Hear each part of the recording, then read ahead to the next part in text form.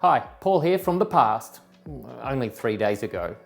Look, today I want to show you an error, mistake I made in this renovation that I am hoping is fixed. Future Paul will tell us the answer at the end. The kitchen, big beam above the kitchen. This beam is doing a good job, structurally perfect, no problems at all. There used to be a wall here. The wall came out, the beam went up. Now this is one big room, which is really good. The problem is, and here's the error, I put linseed oil on that beam first, thinking that a natural timber finish on that beam would look perfect. It did not look perfect. We have this amazing solid timber, birchwood kitchen bench, and above it was a big timber beam. It was just taking away too much attention from what is an amazing kitchen. And the real problem was, I made a decision to coat that beam with linseed oil before the kitchen was in place. Not a good idea. These are the natural knots in the timber, not a problem. The problem is, after I coat it with linseed oil, well, the linseed oil soaks in. I then painted this with clay paint. It's had about 3 coats of clay paint, and you can still see the linseed oil has been leaching out of the timber. I'm going to try and coat this with lime paint. If I need to, 3 coats. Let's see if I can do it in 2. After the success I had earlier in the week with the lime paint on the stairs and how nicely it lays on, I'm feeling confident I can fix this problem. That's what I'm going to try and do. Yeah, welcome back to the painting channel. I don't know if this is me just being a perfectionist again, but I just felt that it needed this.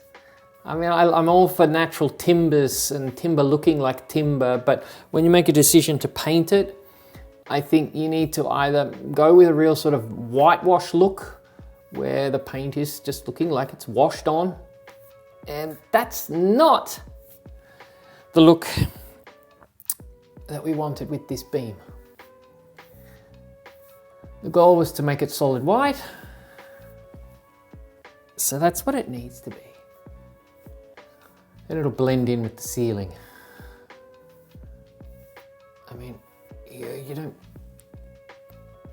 put so much planning and money and thought into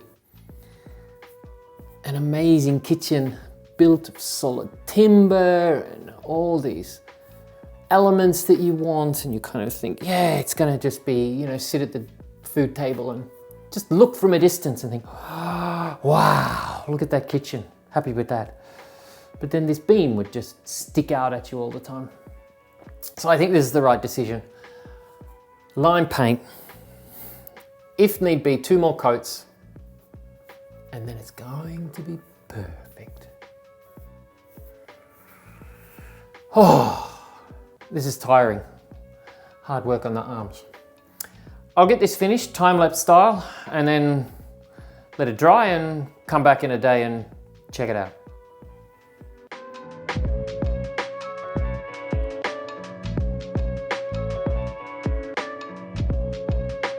Oh, the painting is not my favorite thing. A new day, another coat of paint. This is the 2nd coat of the lime paint. I think this is the one. Tomorrow, all will be revealed. And here we are a couple of days later. Welcome back to the present day, Sunday night. It worked. The lime paint, it's dry. There's a nice even coverage on the beam. I've cleaned up those black screw heads, and I'm very happy with how this looks. It feels right, and it also feels like it was worth the effort of those few extra hours of just painting some more. Now I can sit later on and admire the kitchen and not be distracted by the beam. Right, so the lesson to learn, if you do happen to put linseed oil on something first, you're going to have to put multiple coats of clay paint or lime paint on there to seal it in, I suppose. But anyway, final result, very happy with this. Oh, and by the way, yeah, the range hood, it's still hanging. It's nice to see it today with a stove hob there as well. Nothing's hooked up or working yet, but it looks good. I'll see you tomorrow. More renovation on the way then. Bye.